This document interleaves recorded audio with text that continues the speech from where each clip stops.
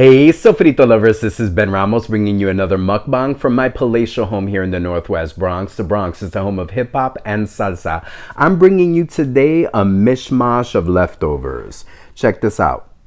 So what is it? What is it that I'm eating? Okay, so I have some boniato, some Caribbean white sweet potato, left over from a dinner I made a week or two ago. And this past weekend, I made for my beautiful bear some, we could call it like Honduran picadillo. For those of you who don't know picadillo, okay, technically the Honduran recipe was carne molida con papa, ground beef with potatoes, but it's kind of like a picadillo. And for those of you who don't know what picadillo is just spiced ground beef. Spiced ground beef. It's not chili, it's not bolognese, it's ground beef that's been kind of cooked in a little bit of sauce, all cooked down till the sauce disappears, and it's just seasoned ground beef. This is a Honduran style from this wonderful little Honduran cookbook that I bought. You know, my partner David is Honduran, so he's Honduran, Ecuadorian. Honduran on mom's side, Ecuadorian on his father. And you guys know I'm Puerto Rican. I only say it every video. So David and I, you know, grew up with different culinary cultures. So I wanted to get a Honduran cookbook to try some recipes. And I've been talking a while. Look, Honduran picadillo. Delicious, delicious. So Frito lovers, how are you? Can you see the steam? I just finished reheating this on the stove. Can you see the steam? It's going everywhere. Doing great. I hope you guys are having a good dinner like I am.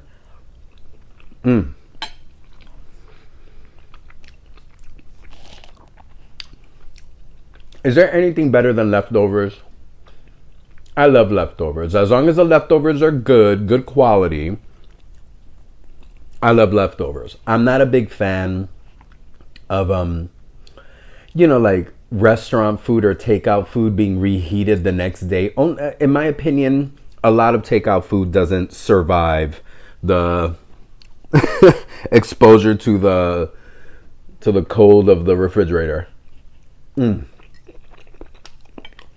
So this is a mishmash of leftovers, a Honduran picadillo, and some batata from last weekend. It's white sweet potato from the Caribbean. Mishmash of leftovers. And that's kind of the theme of today's mukbang, leftovers. It's kind of like a weird topic because especially the way I'm tying it into what happened today. Today after work, I ran into someone that I very, very, very briefly dated. Maybe a year or two before I ever met David. David and I met in 2011. Oh, by the way, this past Monday, the 29th, was David and I's 13th anniversary. So as of this past Monday, and today's Wednesday, 2 days ago, David and I have been together 13 years and 2 days. So this was a guy that I think I dated in 2010. And I use the term dated and dating very loosely. He and I had 3 dates, and that was about it. I'm eating a Spanish olive. Oh, so delicious. Okay, so mi gente, I run into this guy. He recognizes me before I recognize him. I'm not telling any names.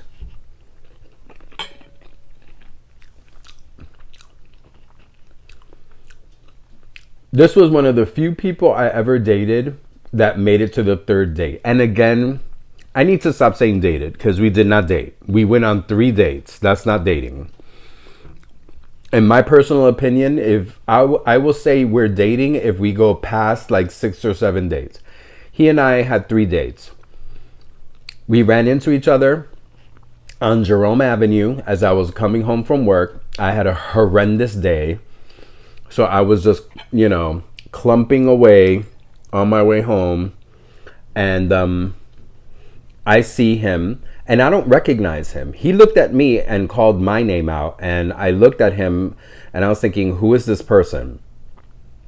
Not to toot my own horn, but I'm very well known in that area of the neighborhood because I'm Mr. Ben from the after school program. So a lot of people know who I am. Because their kids, their children, their grandchildren, their siblings, their whoever went to my after school. So as he calls my name and waves, I'm looking at him and I go through the Rolodex of my brain. Yes, I'm dating myself. I'm using the term Rolodex. I'm going through my memory bank. And I'm like coming up short, like, who is this person? Who is this person? I'm not going to name him. I'm going to give him the name Martin because I was watching Martin Lawrence before I started doing this mukbang. So I'm going to call him Martin. And I was like, didn't recognize him. He said, hey, would you happen to remember me? My name is Martin Lawrence. And I looked at him and I was like, yeah, I'm sorry. How do we know each other again? Can you remind me? He was like, oh, Bear 411. Bear 411 was the site where I actually met him and David and a lot of other people. The best one, of course, was David. So I was like, oh, yeah. And then it hit me like lightning. I went like, oh, right. Again, I haven't seen this guy since 2010, maybe. Yeah, he was definitely someone I went out with maybe a good year before I ever met David.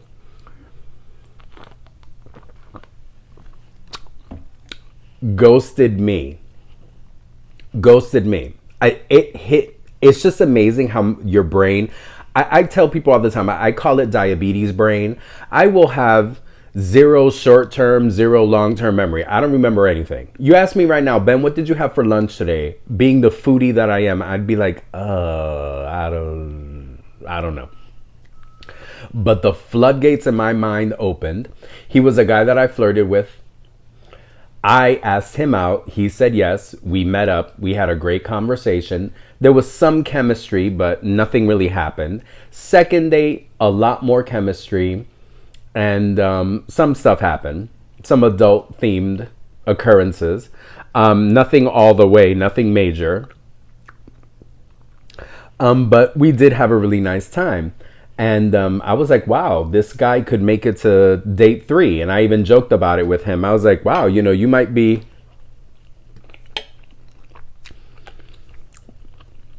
I could tell that he liked me. But I don't know if he was really as into me as I was into him. And we once even had an awkward moment in the second date where I kind of felt like I needed to verify, this is a date, right? Like, this is a date. This is not that 2 guys are hanging out like on a friend tip. And he looked at me like I was crazy. He was like, yeah, this is a date. And I'm like, oh, okay, I just want to make sure. Because the energy sometimes felt very friendly and platonic, and other times it didn't.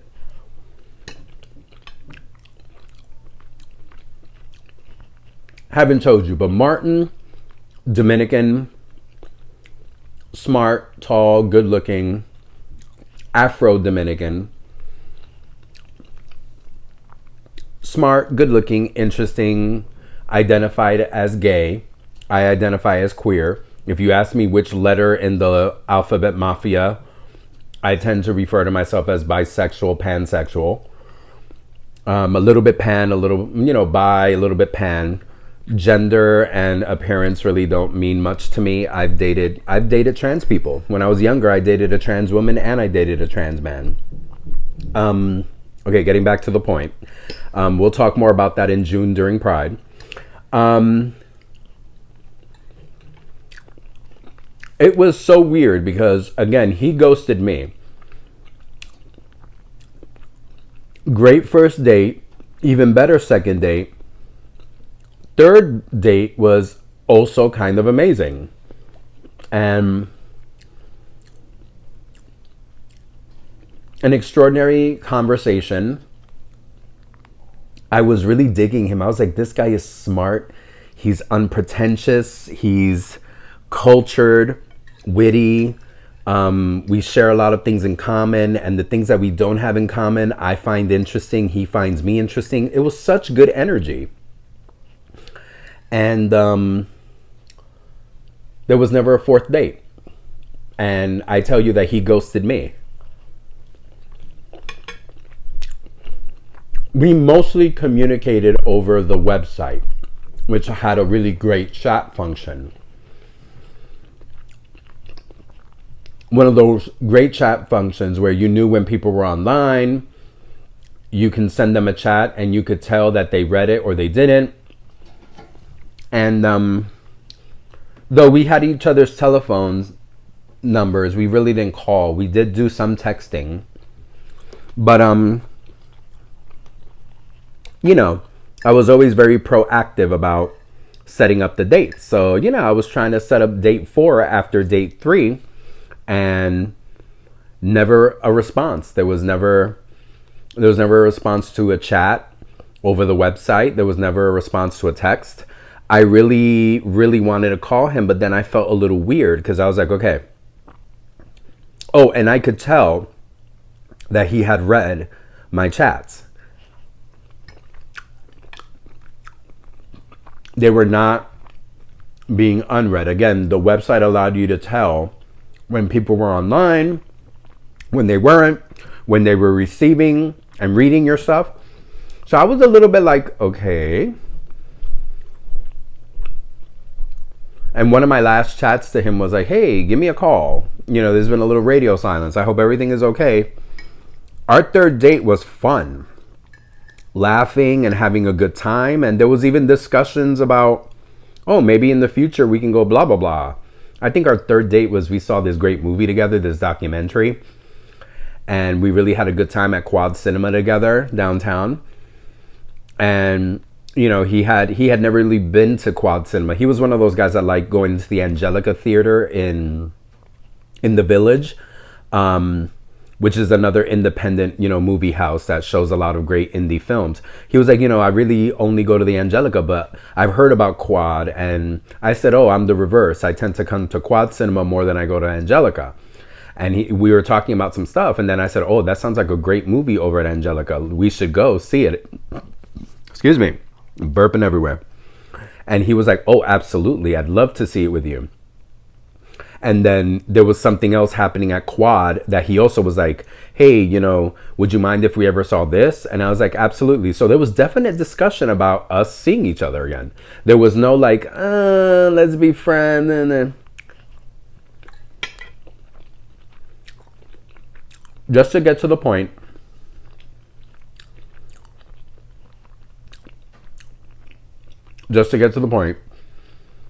he ghosted me. Without an explanation, never saw him in real life again. A year later,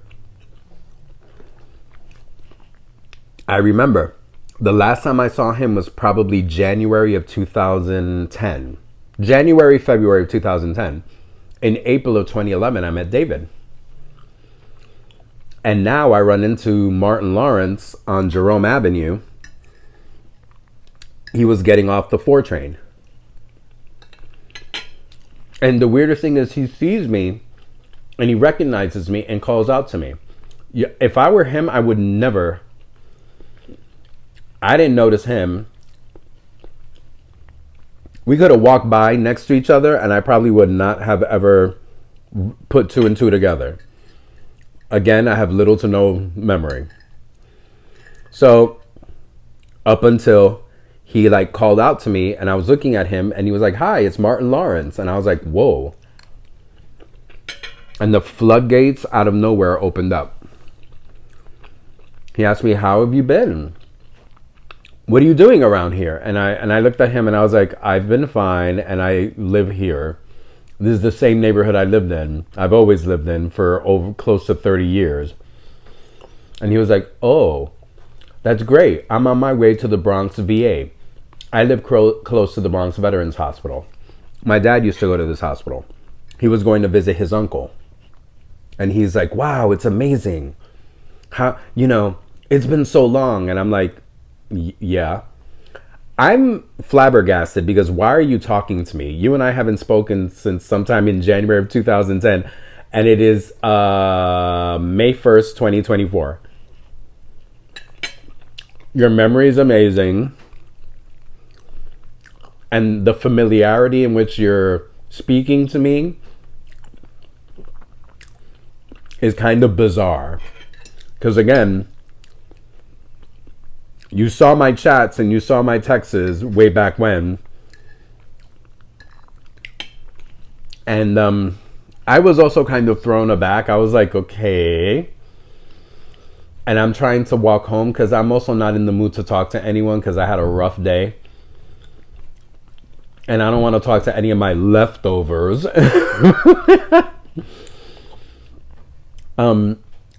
I could tell that he was going to walk in the same direction that I was walking, so I made sure to take the quickest right turn that I could.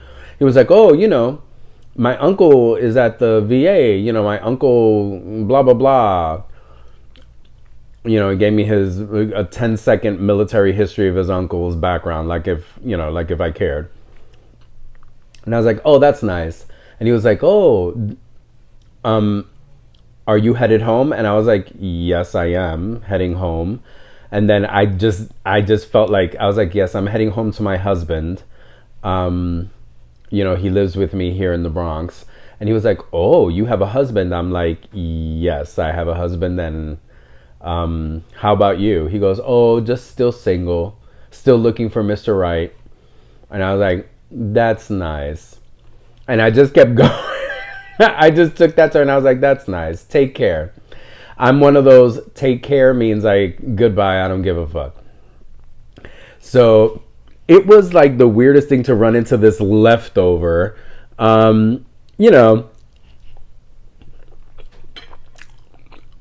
People never cease to surprise me.